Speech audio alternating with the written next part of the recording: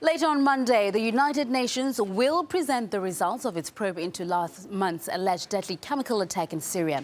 The findings are not expected to assign blame, but could shed light on the origin of the toxins, which reportedly killed hundreds of civilians. Now, this comes as the UN Security Council prepares to hammer out a resolution to enforce a deal on Syria reached by Russia and the United States.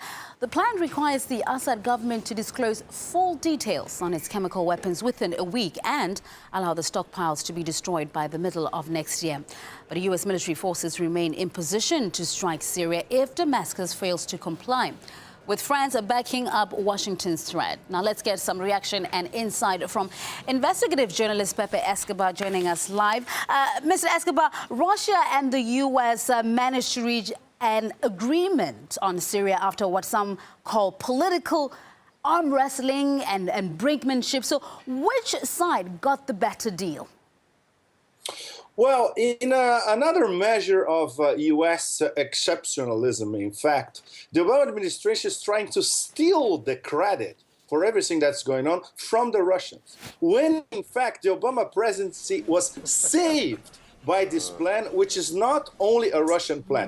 This is a plan that was discussed in detail, the Iranians, the Russians, and the Syrians, when we were on the brink of war, waiting to see what was going to happen. And even before Obama, in a last-minute ploy, decided to pass the ball to Congress. So the Obama presidency essentially was saved by the Syrians, the Iranians, and the Russians. And now they're claiming the credit for themselves.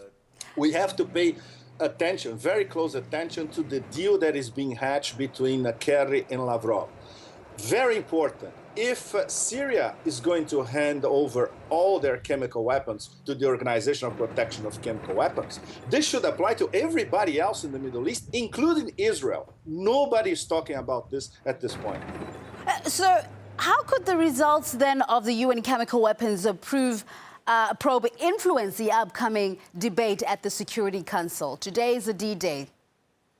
Exactly. The problem is the UN inspectors, they don't have a mandate to attribute guilt or blame concerning who launched these weapons. So they're going to have a detailed, not as detailed, I would say, compared to the Russian report related to an incident last March. It took the Russians 3 months to go there, interview everybody, write a 100-page, very detailed report, then present it to the United Nations.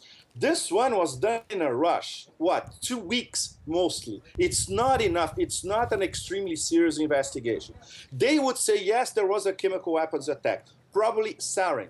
But it could be kitchen sarin, as we call it informally. That is literally sarin fabricated in a kitchen rudimentary way and then launched through DIY rockets. Very important. This is something that a few independent observers have already talked about. The Iraqi Ministry of Defense, they busted a cell in Iraq, in Baghdad, over a month and a half ago. And they found chemical weapons, These were under interrogation. The guys who were busted said, look, this went to Jabhat al-Nusra in Syria as well. So this could have been kitchen sarin as well. And I'm not sure the UN inspectors will establish with 100% certainty what kind of nerve agent this was.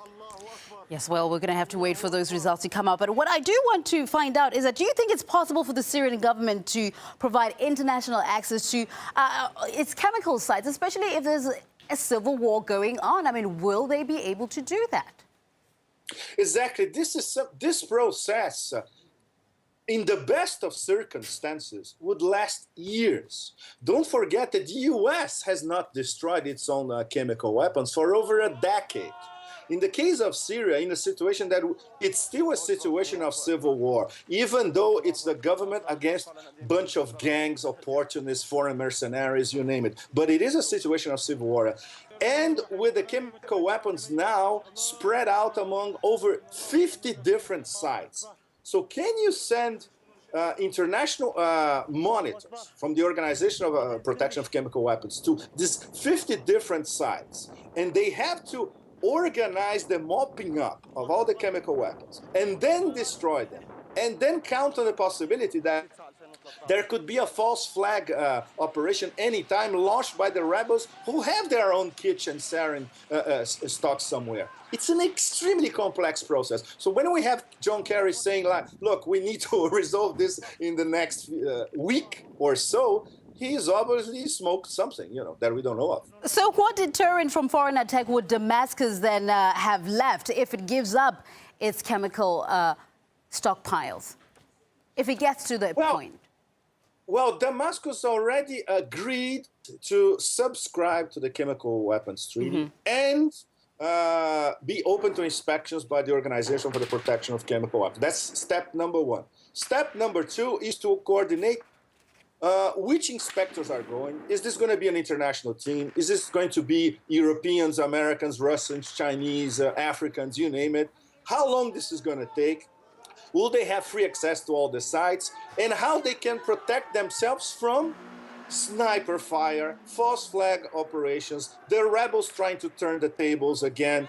It's an extremely complex process. And I'm not sure this has to be decided in the UN, because this is not a UN matter. This is a matter that applies to this organization, which is not a UN body, the Organization for the Protection of Nuclear Weapons, chemical weapons, I'm sorry. So this is a very, very long-term process. We are on step one. It's a long way ahead. Wow. We all looking forward to finding out what this UN inspectors have found out there so that we can at least try to unravel more of what is going on there in Syria in terms of this alleged chemical weapon attack. That is Pepe Escobar, investigative journalist there in Bangkok, speaking to us live here on RT. We thank you. Thank you.